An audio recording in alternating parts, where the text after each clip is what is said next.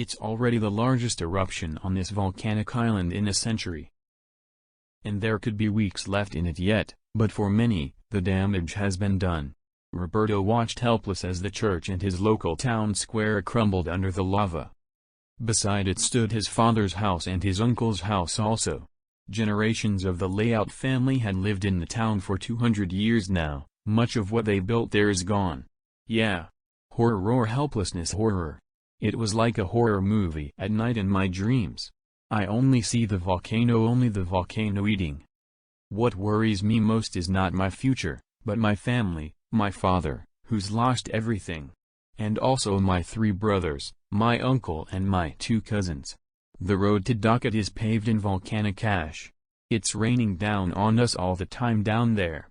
A police roadblock prevents any further travel towards woodwork homes, businesses, a school.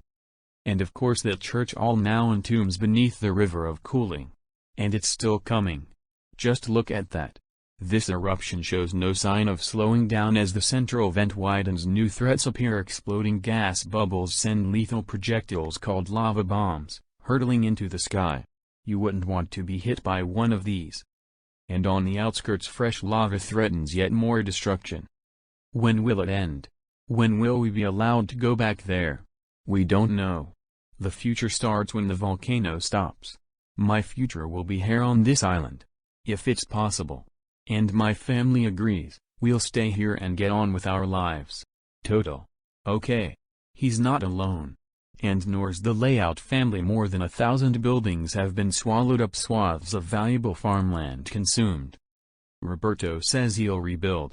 He says we'll rise again. Such is life in the shadow of a volcano.